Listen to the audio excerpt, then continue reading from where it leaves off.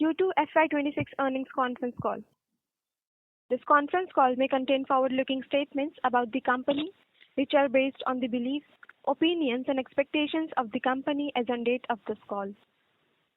These statements are not the guarantees of future performance and involve risks and uncertainties that are difficult to predict. As a reminder, all participant lines will be in the listen-only mode, and there will be an opportunity for you to ask questions after the presentation concludes. Should you need assistance during this conference call, please signal an operator by pressing star, then 0 on your touch-tone phone. Please note that this conference is being recorded. I now hand the conference over to Mr. Sandeep Thomas Mathew, Senior Vice President, Investor Relations, for his opening remarks. Thank you, and over to you, sir. Yeah, good morning and very welcome to our Q3 FY26 earnings call. We have with us today Mr. C.K. Thakur, our Global CEO, Mr. Ajit Pratap Singh, our CFO, and SGA, who are our IR partners. We will start today's call with the key operational highlights for the quarter and industry outlook by Mr. Thakur, followed by the financial highlights by Ajit, post which we will open the floor for Q&A. Thank you, and over to you, C.K. sir. Thanks, Sandeep, and a very good morning to all of you. This investors' earnings call marks my first anniversary as a global CEO of Sterling Wilson, and I would like to thank all stakeholders for their continued support in this exciting journey. I'll begin today's call with a quick update on business operations and outlook. The third quarter has been an eventful and exciting time for our business, with the company achieving some important milestones, which is expected to have a long-term positive impact on the company's future and operations. We have been able to deliver on the key order inflows guidance, which is a critical lead indicator of the company's business health. While we had conservatively projected 15% growth in order inflows at the start of this fiscal year, we have already achieved 6,929 crore of new orders this fiscal till date. Of this, 3,086 crores of new orders was bagged in the third quarter through 4 new project wins. We are happy to announce that with the orders already achieved and a few more orders in advanced stage of closure, we are increasing our order inflow guidance to more than 11,000 crore in this fiscal, which is more than 60% year-on-year growth in order inflows, and will mark this fiscal as one of the most successful ever in the terms of order bookings for the company. We bagged 4 new orders this quarter, totaling rupees 3,036 crores. The first was a gigawatt-scale order from Adani Green for a balance of system package for 3 solar power projects at one of the world's largest RE projects at Khavda Renewable Energy Park, Gujarat. This order is valued at approximately rupees 1,381 crore. We also took a meaningful step towards deepening our engagements by entering into a multi-year strategic partnership framework agreement with Adani Green Energy Limited. This framework is intended to support future utility-scale renewables deployments through a structured and enduring engagements model, and reflects a growing industry preference for experienced EPC partners that can deliver large, repeatable project scopes with speed, consistency, and rigorous risk management. We view this partnership as a strong endorsement of our execution capabilities and operating disciplines, as well as a recognition of our increasing relevance in India's next phase of large format renewable energy development, where scale, reliability, and repeatability will be critical differentiators.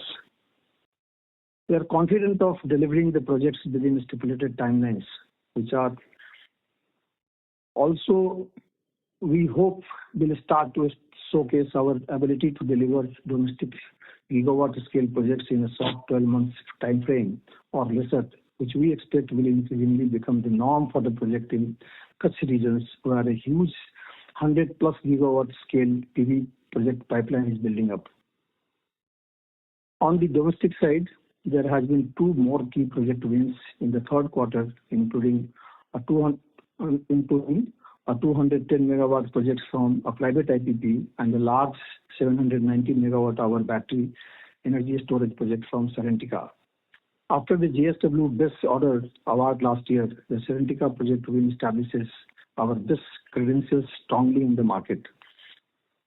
In the international market, we continue to make strong inroads in South Africa, where we have backed our second order win this fiscal with a 240 megawatt turnkey projects with nearly $147 million.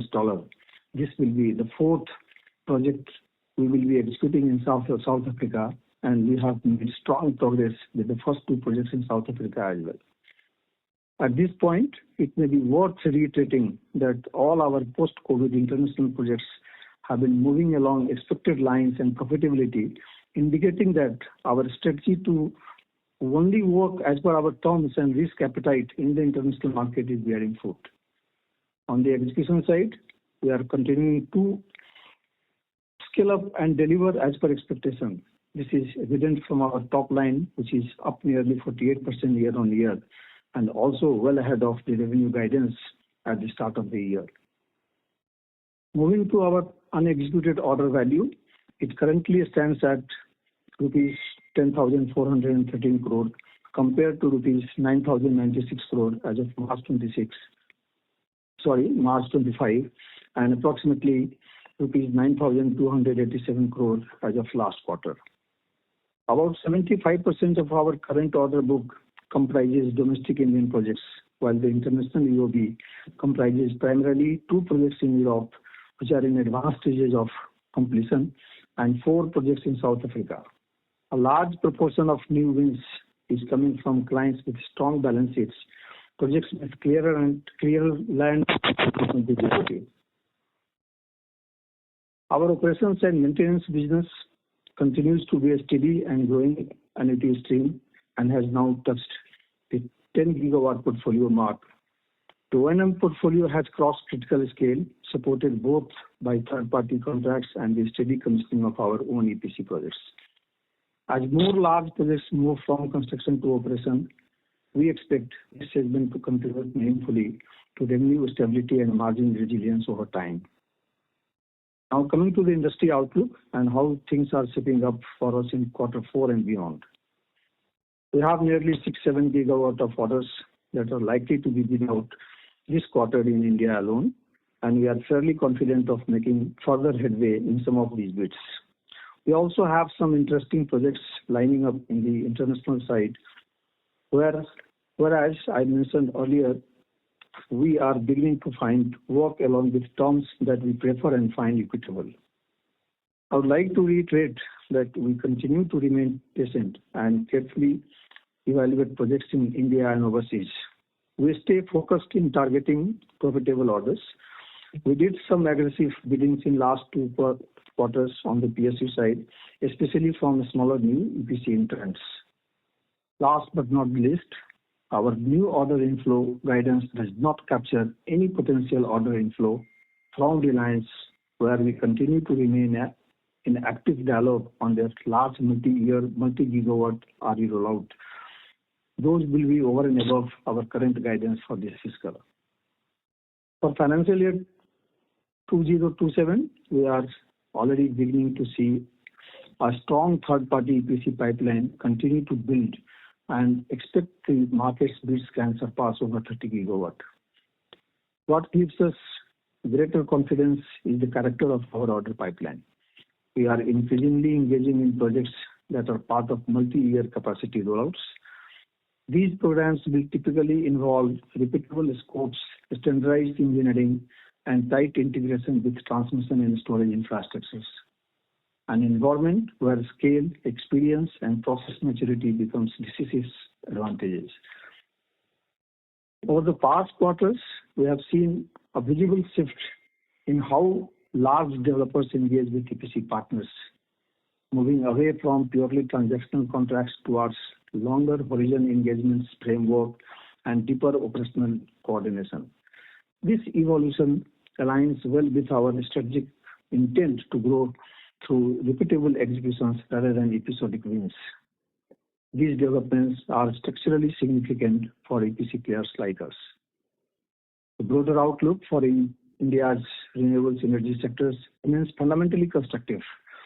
Installed capacity continues to rise, costs are trending lower, and ecosystem is deepening across manufacturing, energy storage, and emerging green sectors such as hydrogen and ammonia. As India accelerates its transitions towards renewables, the availability of reliable, large-scale battery storage systems is becoming essential for round-the-clock power. Despite its strategic importance, India's installed base capacity is at very nascent stage. As of June 2025, cumulative operational capacity stood at roughly 0.5 gigawatt hour. CEA estimates India will need 34.7 gigawatt and above of these capacities by the end of financial year 2027. This widening gap between current capacity and future requirements is now driving a significant reallocation of capital across the power value chain, where we hope to play an active role in the coming years. With this, I'll ask Ajit to take you through the consolidated financial highlights. Thank you very much. Thank you, CKD sir, and good morning, everyone. Our quarterly performance has continued to pick up pace. We achieved our highest ever third quarter top line performance since listing, with revenue touching 2,092 crores. For the 9-month period, our revenue has grown 48% year on year to 5,602 crores. The strong top line performance is largely attributable to improved execution pace witnessed in our domestic EPC business, aided by improved availability of non-fund based limits in recent quarters, among other factors. Our unexecuted order book of rupees 10,413 remains healthy and diversified, providing revenue visibility for the future periods. Importantly, the nature of the order book continues to improve, with commercial structures that minimize commodity price exposure, accelerate cash flows, and are less demanding on our balance sheet. This reflects our conscious decision to prioritize quality of earnings over aggressive bidding, a principle that remains central to our operating philosophy, as we prefer to chase margin rather than chasing only the top line growth. On the gross margin front, our 9-month FY26 gross margin was 10% compared to FY25 gross margin of 10.1%. Third quarter gross margin of 9.5% has shown improvement both sequentially, where it was 8.9% in previous quarter, and versus same period last year, where it was about 9.4% in quarter 3 FY25.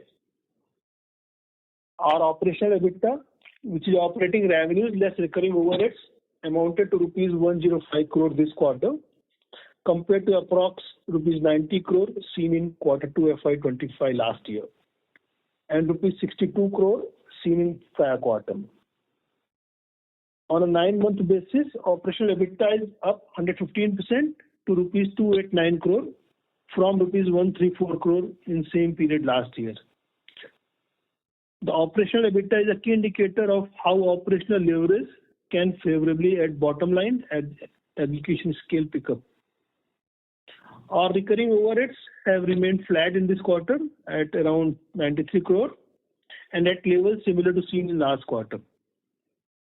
Our non-recurring overheads for this quarter was impacted by an additional charge on the Conti matter towards legal expenses of Conti as a result of the final order which we received in quarter 3.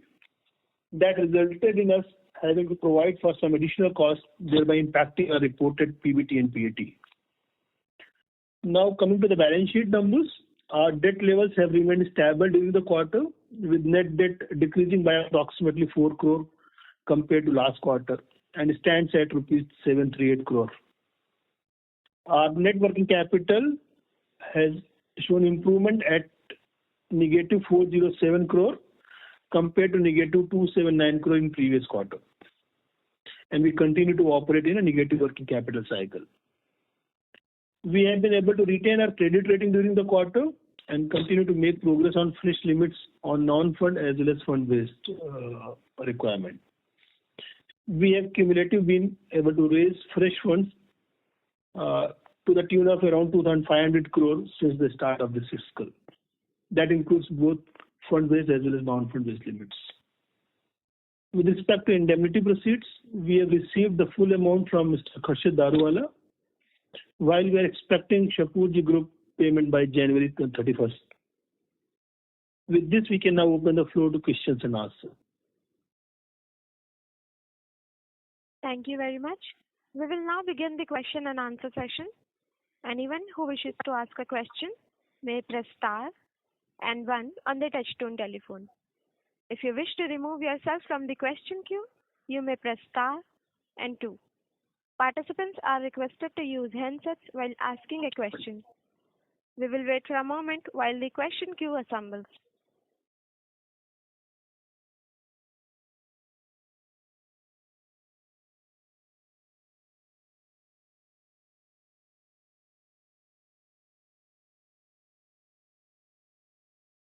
The first question is from the line of Sameer Dalal from Natwedlal and Sons Stockbrokers.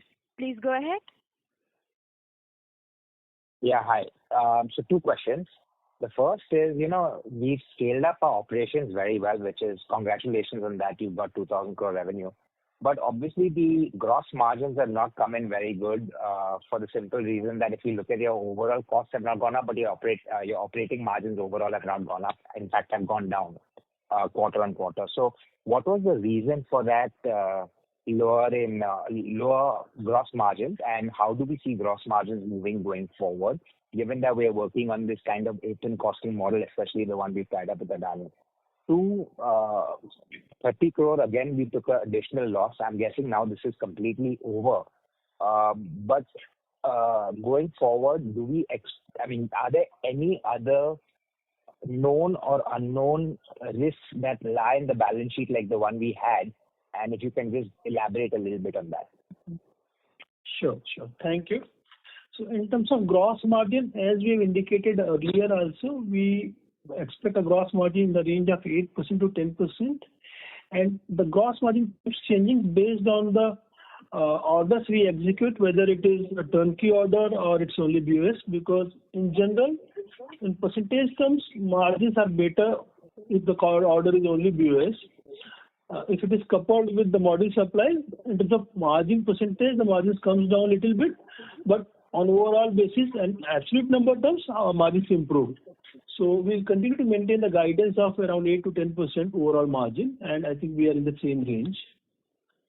Coming to the second question on Conti matter, last time when we have given our investor presentation, that time we have received the interim order under Conti matter, and that interim order had a variable element which was legal fees of the Conti lawyers, which was to be reimbursed on actual basis. And this 30 crore is towards that legal fees of Conti lawyers. We now received the final order, and with that we believe the Conti matter is over in terms of the impact in our financials. Going forward, most of the legal cases are covered under indemnity. We don't. This was the largest case. Conti case was the largest case which was not covered indemnity, and we don't foresee any large impact in future like Conti in our financials. I understand that. My question is, are there any small, you said this is the largest one, are there any smaller ones that we need to look out for which could have smaller impacts, no doubt? Are there any, if you can just tell us if there is any possibility of anything coming up surprising, because that is what has hurt the stock. Today people don't like these sudden losses, exceptional losses coming up. So can you just tell us what exactly is there, even if it's small, 10 crores, 5 crores, whatever, what is the possibility of any loss arising which is not stopped by the promoters? There is, at this point in time, there is no crystallized foreseeable loss which is not covered right now. No, my question is not the crystallized. I'm saying what is there in the books. Is there any contingent liability that we need to worry about? And what is that about? No, so Sameer, so basically see there are 2 things. One is that some kinds of, the non-recurring things coming out of, the court cases. And the other part is that if you can foresee some of the losses through operations, right? So if you see the operational losses, I don't see any such eventualities coming in, right? So As of now, we don't have any claim from the client. There is no operational deficiencies. Absolutely not, right? So I don't foresee any such things to happen again. On the court side cases, right? So we are pretty confident that whatever court cases are pending for the US matters, once it is, I mean, we are pretty confident about winning those cases. But the court case is a court case, you know that, right? So, but then our all experts' opinions, legal experts' opinions, I mean, stay confident about winning these cases. Right. So what is the value for that, for those sort? That's the question. No, so I mean, court cases are basically, all of you are aware that these are all basically the encashment of the bank guarantee, right? So those against that fraudulent encashment of the bank guarantee, we have moved to the court. That's it. Otherwise, there is nothing that the client has basically, I know in the process this goes. I mean, the client has some claims, we have some claims, but it's all about basically against the bank guarantee encashment that we have moved to the court. So our cash outgo at this point in time is around 750 crore towards legal cases, which is covered under indemnity. Okay, fine. Thank you. I'll come back in queue. Thank you. Thank you. The next question is from the line of Puneet from HSBC. Please go ahead. Yeah, thank you so much. Can you also talk in detail about what is the framework agreement that you have with Adani? Does it lock in your margins, any volumes? Yeah, so yes. So this is 5 years or more framework arrangements, and the scope is defined. Contractual terms and conditions have been agreed between both the parties. And if you can successfully complete this project which is in hand, basis that since they have a lot of ambitious plans in Khavda regions to go on, we are expecting that at the similar rate or even more than that, we could be getting EPC orders year-on-year basis. Margins, typically, if you see, it is aligned with the numbers that Ajit has just spoken. It is around, let's say 10 lakhs per megawatt peak kind of things, right? So which comes to be around 10%, something like this. So it is all aligned at the market. But what is important is that it is all, in the same regions, without any risk of, the modules price going up and down, or transmission lines, or the land issues. So we have assured business, right? So with this kind of, the business propositions, we feel that, our stability towards the margins and all would continue. Is there a quantum of how many gigawatts you will execute over the period or each year? Yeah, so this year, the first order that we are executing is over 1 gigawatt, and for the value of 1,381 crore. And they have the huge capacity to add it there. Initially, they were doing their internal EPC. Now they have moved to the third-party EPC. So there are 4 or 5 parties. We and L&T are the major players there. So depending on our performance, which we are, pretty sure about delivering good, we should be expecting, if not more, at least the same gigawatt level kind of, the operations every year from them. So 1 gigawatt each year is broadly minimum. That's what I say. Minimum gigawatt and more, right? Yeah. Okay. And any further clarity from when Reliance will start for you? Also, things are seen to be on the ground now, so the infrastructure development activities are going on. And we are expecting that some more traction will take in this quarter, end of this quarter. Okay. And will you have bandwidth to do both Adani and Reliance at the same time, or would you have to rely on any external help here? So I think it's a very interesting question. Today we are doing almost 10 gigawatt in the country, right, and overseas. So, and every single segment is defined in a manner that particular, operational region is sufficient to deliver that kind of, the goods. So, while we are talking about Reliance, obviously we have to build up our capacity. That's how the organization expands. So, Reliance, Adani is a separate systems that has already been defined. When we are moving to Reliance, then Reliance setup would be different. Everything would be different. So as far as capacity is concerned, no organizations can from the day one say that we are there to handle everything. But gradually you have to improve and you have to keep on building up. So that exercise we'll continue doing, but we are confident of delivering this. Yeah. Understood. And just lastly, if you can elaborate why Conti was not covered in the indemnity? Yeah.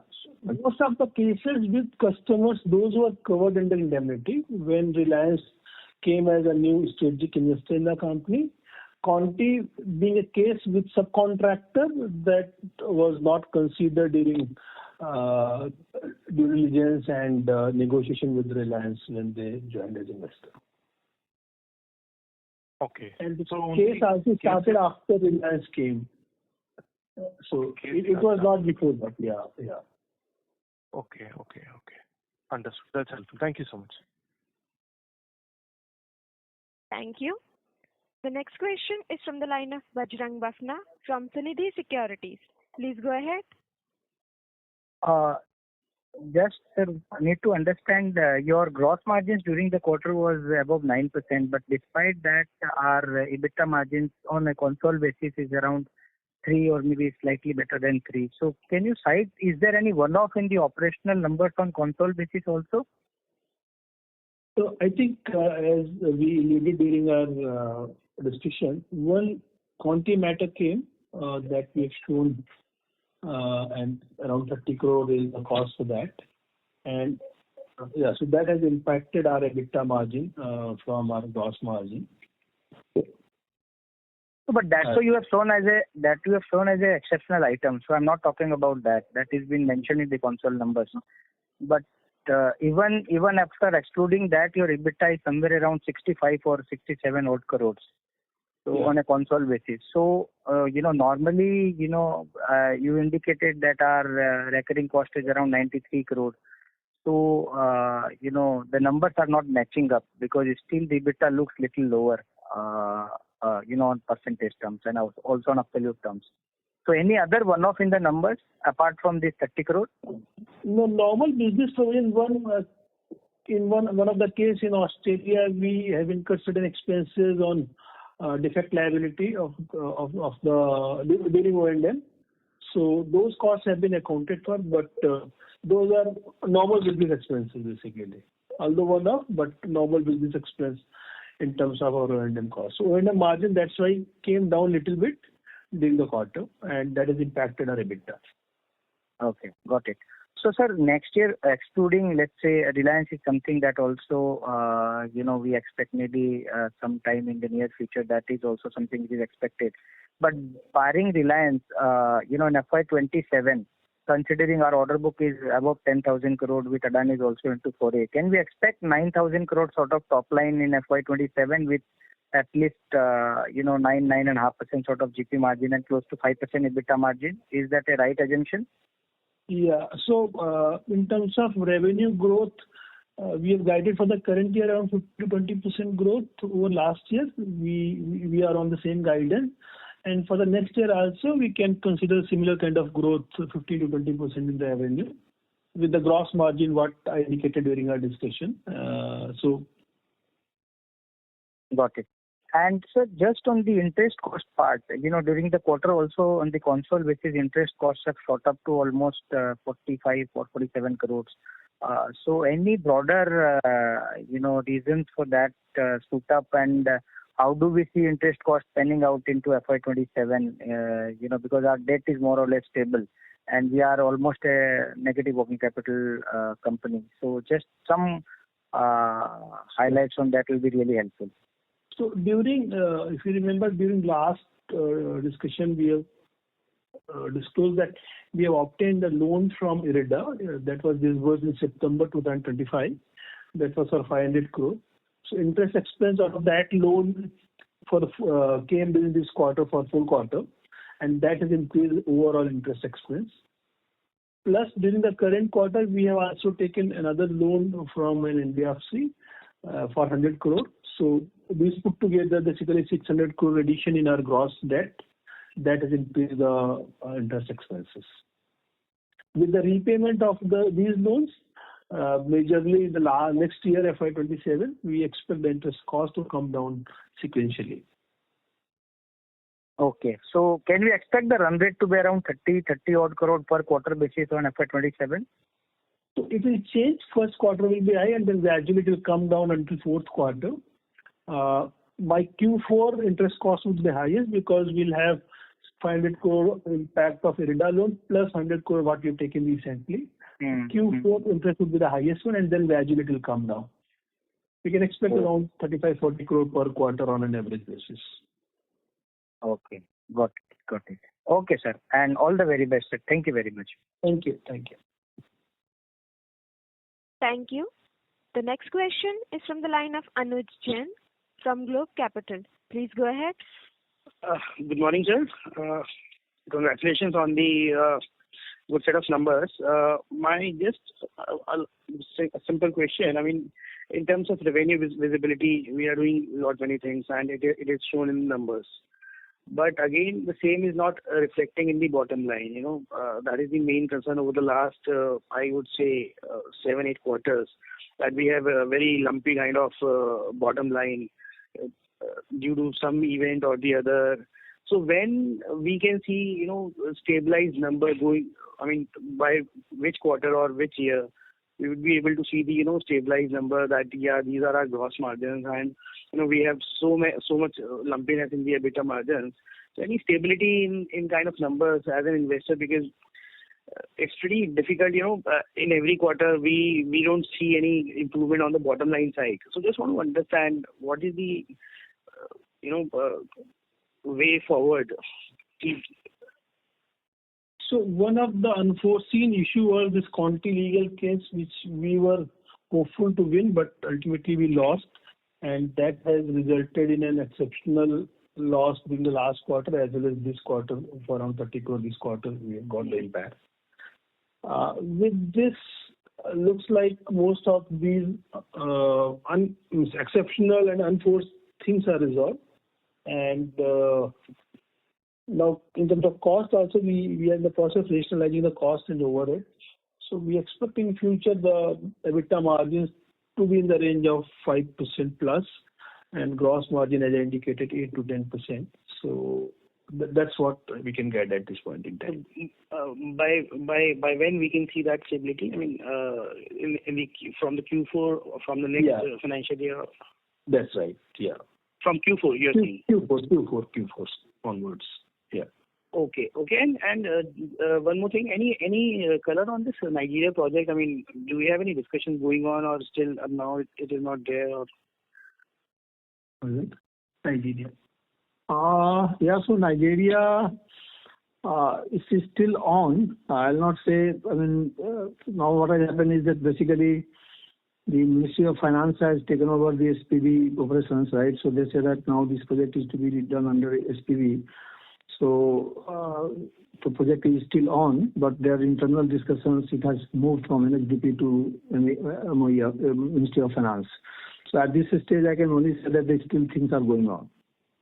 Okay. Yeah. And in your order win, you have one order win for the battery energy BESS thing. So can you quantify that thing? I mean, how big that order is, and what kind of things are lined up in the battery energy storage system vertical? Yeah. So this order is for about 790 megawatt hour.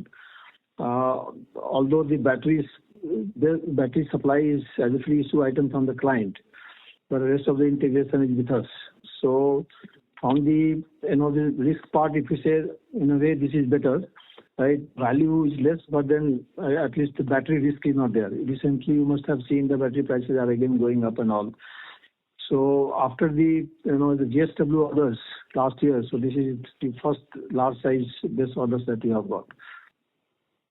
So what kind of margins we expect in this BESS project? Margin, yeah. So margin would be in the same range for all the EPC works. I say whether it is the BOS project or BOS with except for the BOS with the modules, the margin slightly goes down.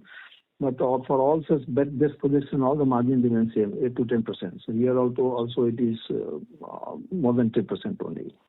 And so value-wise, what did you say? I mean, in terms of value-wise, BESS project, I mean, so this value is around 170 crores. 170 crores, sorry. Yeah. Got it, sir. That's it from my side, and wish you all the very best. Thank you. Thank you. The next question is from the line of Danish Mistry from Investor First Advisors. Please go ahead. Hi, good morning. First of all, congratulations on a good set of numbers and revenue going pretty well. I had two questions. One, actually, you had alluded to a previous caller earlier where you spoke about the O&M margin. But if you could give us a sense on, when do you think these would kind of come back to where they were? So if I were to see in December 24, your margins were close to 25%, and today you're at approximately 3%. I understand there are one-offs that are there, but do you at any point of time see these margins coming back, or will they be lower? That's question number one. Question number two, sir, you also spoke about the Adani order, there's roughly 1 gigawatt a year. What would that translate in value terms? And any indication of color on what will be the order booking next year, sir? That's it from my end. Thank you. Okay, so I'll take second question first, right? So on the Adani order side, the value of the orders for 1 gigawatt, over 1 gigawatt is around 1,381 crores, right? So 1,381 crores. Got it. And this is pretty aligned with the normal market orders that we get from the various clients, some of the PSU and then the IPP. So as a better impact, we'll say. And as I have told, just now, that this is a long-term framework agreement. So based on our performance in this project, we'll keep on getting this kind of, the megawatt level orders or even more. This, I think, you see how the India is progressing. So this last year has been around 62 gigawatt of, the tendering. Part of them, the contract signing still has to happen between the implementing agency and the developers. But with this, this pace has to continue. But then the other energy transition element, the hydrogen and the BESS and the other things coming up. So the requirement of solar for sure is going up only. So what was the theme this year? Let's say around 40 gigawatt plus we will be achieving. So I'm expecting the similar traction will happen in few years to come again, right? So whatever order guidance that we have given now, right? So around this level, orders for sure will be coming. That's what I believe, right? Yeah. And in terms of O&M margin, you are right. We have consistently given 20 to 25% O&M margin, and that's what we delivered also in the past. During this quarter, our O&M margin were around 18%. And there is little bit dip in terms of O&M margin because of one-off expense we have incurred in a defect liability in one of the international locations. So that has reduced our O&M margin for the quarter a little bit, but otherwise we continue to maintain the guidance of 20 to 24, 25% in the times to come. Got it, sir. Got it, sir. Because if you will see, even last quarter, September quarter, I'm just seeing your consolidated numbers, the segment. Your O&M top line was about 63 crores, and your O&M EBIT was about 9.5 crores. So so that's that's about 15%. So I'm just trying to understand, sir, if we, if O&M, if it remains at about 60 odd crores the top line, will your margin come back to the 10-12 crore number, or is the new normal about 8-9 crores? No, so basically, see, our business model remains same. Because some kind of risk that we are taking for O&M project, which is operational risk. That means we have to maintain the performance ratio, we have to maintain the availability, right? That comes in our scope. We maintain sufficient inventory of these spares, and the plant operation and maintenance practices are strictly followed with our SOPs and all. Now, in this particular quarters, one of the Australian projects basically, so the panel which normally doesn't fail, right? Normally, such equipments are never supposed to fail. We have, rarely will fail. But somehow these panels, I don't know because of what reasons, but then it's still under these due diligence, but then the panel failed. Although we took a lot of actions to air freight the panels to ensure that the downtime becomes less and all. But despite all the actions, there were unavailability for few days, right? For few days. So the generation loss during that day because of unavailability of one of the panels has really caused the penalty to be incurred. And that's the reason that this quarters has gone down. Otherwise, if you see over the several quarters or, historically, our margin and O&M remains same. So this one kind of event does not mean that it is cyclic and then again in the next quarter so we are going to get a hit also. No. So the margin will continue in the range that we have been getting from the O&M business. Got it, sir. Okay, sir. Thank you, sir. Thank you so much, sir. Thank you. Thanks.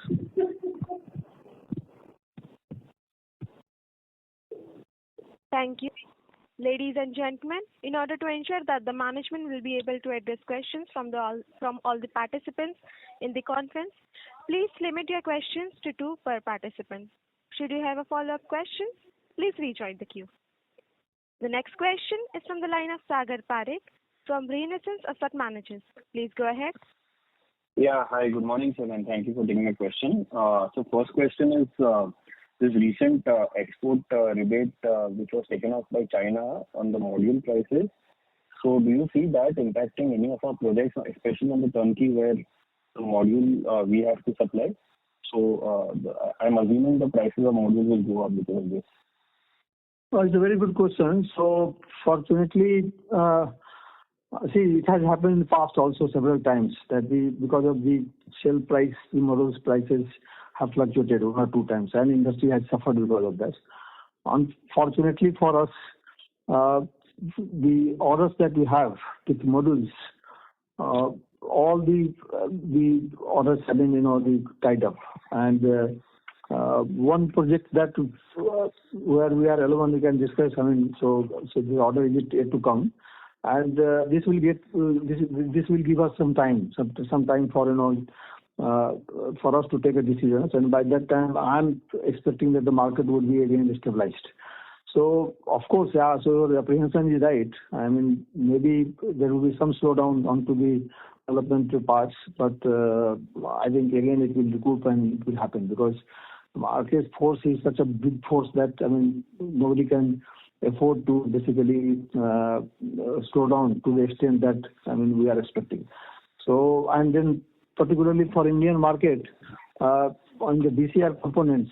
So even if the buffers for some more time will be coming from China, but then domestic market is gearing up. So in next few months of time, I'm expecting that all the domestic market, Indian market, will be immune from that kind of fluctuations, in my opinion, right?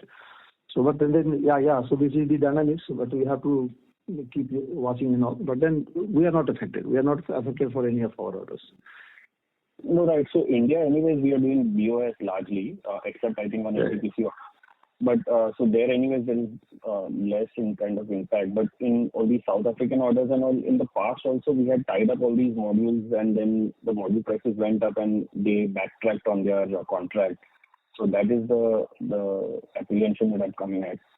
No, so basically you are right. So earlier you used to take the the module risk from the date of submission of the bids and all. Now the caution that you have taken is that the module price is to the customer's account till the date the NTP is given to us, right?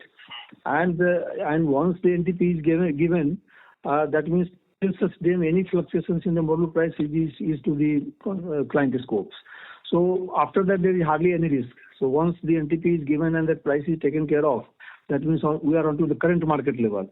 And it does never happen that every single day the module price is going up. So we have 3-4 months time of window, and during this time then we ensure that the module supplies are happening. So wherever we have suffered in the past from from our experience, if you see for international projects, they are all basically preliminarily the price were agreed some years before, and then during the course of execution the prices have gone up, and then we have no contractual protection. But now every single contract that we are signing, the contract has protection that the client has to take responsibility till NTP date. And post NTP we generally tie up with the supplier without further delays. Okay. And in the... Sorry to interrupt, Sagar. Please rejoin the queue for more questions. Okay. Thank you. The next question is from the line of Karthik Sharma from Anand Rathi Institutional Equities. Please go ahead. Good morning, everyone. This is Shweta here. Sir, taking forward the industry question only, number one is where are we in terms of, let's say, future order inflows, not next 2 years, 3 years, but if this MNRE order, the 43 gigawatt PPA signings which has been delayed, what kind of impact can it have on us and EPC players in general? Also, see, our business model now is basically so we're getting from 3-4 verticals. So one is the international orders that we're talking about. In domestic markets, we are now in a framework with Adani, which can give you a better stability in terms of order inflow. Then we are expecting Reliance to start with, that will give us the better stability. In terms of overall India level, if you can say, then you are right. So out of the 60 gigawatt that was tendered out, around 40 gigawatt kind of the contract yet to be signed. So that means the PPA adoption issues and some other issues, the land acquisitions or maybe there are so many policy related issues. So, but I'm sure that all those orders with a delay, but then soon these are all going to be sorted out. It won't be, the pending for last. Otherwise, the government of India programs for achievement of the 500 gigawatt will be under trouble. So industry is watching, and historically, if you see, this is for the first time that such a large gigawatt level of PPA signing is pending, and there has been even cry, and the people are pushing, trying to solve it as early as possible. Correct. So taking that module pricing question forward, I did not clearly understand how does that module price, changes in the module prices affect the international orders? Because even if we are transferring the module, even if we are making on a BOS basis, the cell prices, the rebate has been cancelled on cells and wafers too, correct? Yes. No, so if you see in the value chain, the wafer price is basically smaller than the cell price, correct? And now the large manufacturers in India, when after 1st September 2025, and the DCR components, any bids which are going to out from after 1st September 25, necessarily you have to follow the LLMC, which is, the domestic models. Now, under this scheme, so today we are at cell manufacturing capacity around 125 gigawatt, right? It is expected at the module manufacturing, and the cell would be around 60 gigawatts, something like this, right? And in the value chain, the wafer cells are also coming up. So I am expecting that even at least for the large players like Adani, Reliance, the Vari, Vikrams, with all those, the domestic capacity would be sufficient to cater to the requirement of Indian market. Indian market is around 40 gigawatt a year, and that much capacity is already demonstrated. Is now since it's going out and all those kind of things. But once the LLMC condition is imposed, the domestic requirement is to be fulfilled first. So I don't foresee any reasons that with all those things coming up and the new, the pricing mechanism would be evolved when everything would be on the DCR. So then it is part of the contract. Then maybe the tariff will also go high and up kind of things. Until this year we are in. Do we expect LCOs to inch up in that case? Sorry to interrupt, Shweta. Please rejoin the queue for more questions.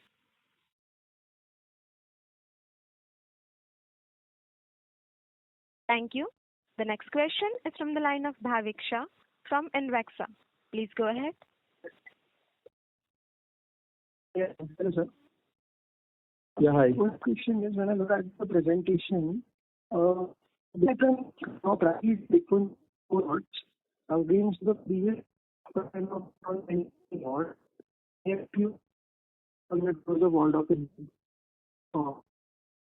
Your voice is not clear. If you can repeat the question, please. I think we are sorry, we could not hear you properly. Your That is correct. Am I audible now? Slightly better. You can just, Yeah. So my question is, the bid pipeline stands at around 8.0 gigawatts versus the last quarter bid pipeline of 25.4 gigawatts. And we have received around orders of around 3,000 crores in this quarter. So what gives us this confidence like this 0.4 gigawatts will be able to win another 4,000 crore of the orders? One, and how much are in this inflow we have accounted for Adani also? Okay. Yeah, no, so I think it's a good question. So basically, we are already alone in one of the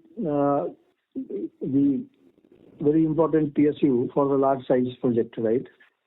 And then we are at the advanced stage of closing few orders with the private IPPs, also international. So with all those things, we are pretty confident that we will be crossing or will be achieving this 4,000 crore mark. Okay. And so can you just throw some light on the South Africa project? How are the margins there? Because we are again moving towards the international order book and shifting from the domestic focus which we had in the recent couple of years. No. So we are not shifting our focus from domestic to international. As you have told that in my the investors speech also. So we are very carefully evaluating the project outside domestic market. And those projects which are at better margin and the terms and conditions are conducive to our requirement, those projects only we are taking, right? So we are not just for the sake of, increasing our share in the international market. No, so this is all the contract is in dollar, no? So there is no forex risk. So we are, payment would be done in dollars. For the next year? Well, I think with this rate only will keep on increasing. So see now 3 to 4 projects we are getting every year. So at least you can say this year we have 2, another years also we'll target 2, 3. So we'll go conservatively. We will not go for any number of projects that we want to pick up. We will go for the projects only those are good for us. So all the ongoing projects internationally, we are just towards completion in only. So those 4 projects, 2 in South Africa, 1 in Spain and 1 in Italy. These are likely to be completed in next 3-4 months. So these 2 new orders will give us some momentum to continue business internationally. And in terms of guidance, we can say around 15-20% of our overall revenue or order book would be international. Otherwise, our focus primarily would be domestic market. Overall, for the next year? Sorry to interrupt, Bhavik. Please rejoin the queue for follow-up questions. Sure. Thank you. The next question is from the line of Amit Agicha from HG Hava and Company. Please go ahead. Yeah, good morning, sir. Thank you for the opportunity. Am I audible? Your voice is also cracking, not very clear, but yeah, you can speak left side. Am I clear, sir, now? It's better now. Yeah. So the recurring overheads are like approx 93 crore in this Q3. Like, what is the steady state quarterly overhead run rate as the business scales, and what is the operating leverage roadmap? So we are in the process of rationalizing our cost though, but on a conservative basis, we can consider the similar kind of run rate to go ahead. Approx 100 crore every quarter? Yeah, around 90. Okay. Thank you, sir. Thank you. The next question is from the line of Rabindranath Nayak from Sunidhi Securities. Please go ahead. Thank you for the opportunity. Sir, I have a couple of questions. Regarding the consolidated segment performance, you can see that the operational O&M margin has come down substantially in this quarter. Does it have got something to do with the gross margin? Because the gross margin has not improved substantially, but the EPC margin has improved. Does it have something to do with the gross margin? That is my first question. And regarding the interest cost and also the overhead cost, interest cost, you mentioned that the interest cost has gone up due to the additional loans you have taken in this quarter, and also so probably this quarter will be remain elevated this cost, and also the legal expenses. You are saying that a lot of cases have been resolved. So do you see that the legal expenses will go down, and also we see the other expenses, which is now 66 crore in this quarter consolidated level, will go down, in the coming quarters? That is my second question. And the last question about this, tax outgo is very low in this quarter. Probably the reason could be you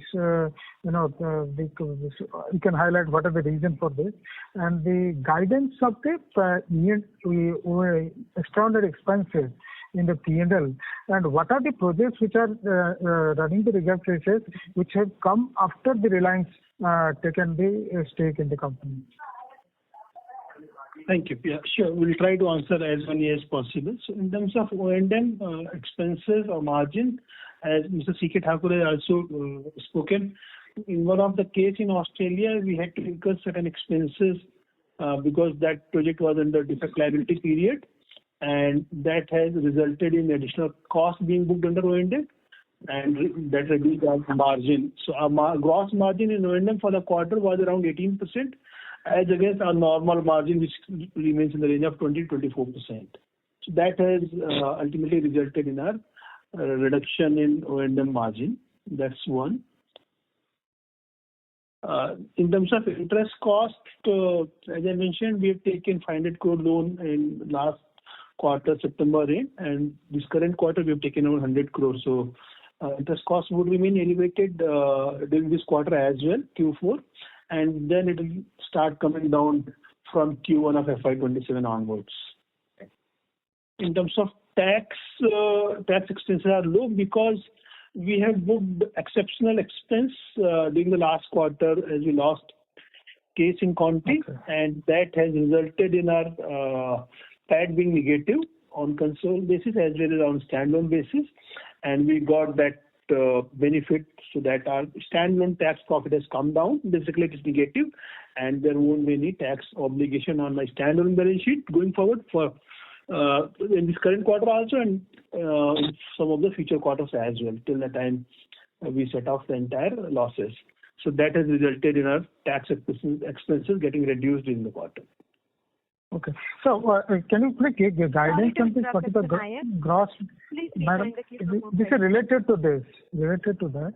So, what is the guidance on this sales and gross margin for this year? So sales for the current year, we have given a guidance of 15 to 20% growth over last year, and we continue to maintain the same. In terms of gross margin for the full year, it would be in the range of 8 to 10%. And going forward also, we continue to maintain the same guidance. Okay. Thank you. Thank you. The next question is from the line of Aniket Madhwani from Step Trade Capital. Please go ahead.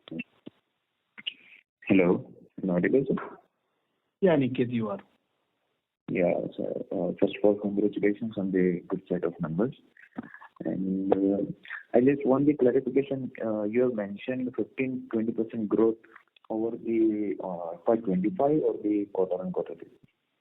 FY25. For the full year, 15 to 20% growth. Yeah.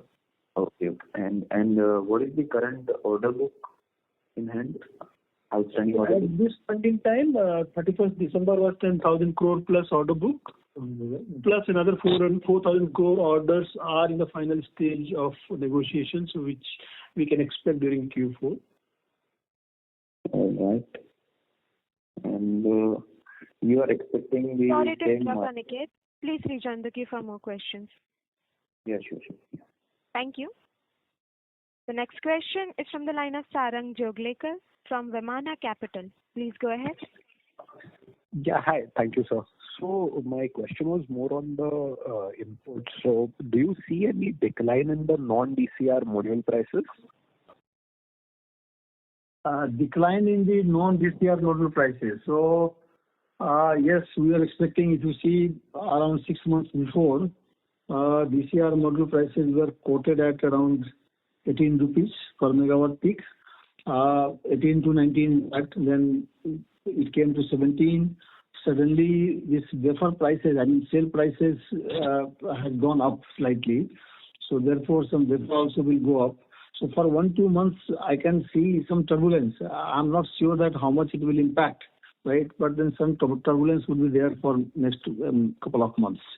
But going forward, then if the Indian capacities, all the developers are reaching to that level of, the capacity building up that they have promised, I'm not sure. I'm sure that this will not impact the market at large then, right? Understood. So non-DCR, this is you're talking about, right? No, DCR I told about. I told for DCR. You are asking for DCR only, right? Non-DCR I'm talking about. No, non-DCR, I mean, yes, so for non-DCR, sure, I mean, the market is under fluctuations for a couple of months, and everybody is watching. Let's see, because of, the subsidy that the Chinese government were giving to their manufacturers that have been withdrawn. So all those kind of things,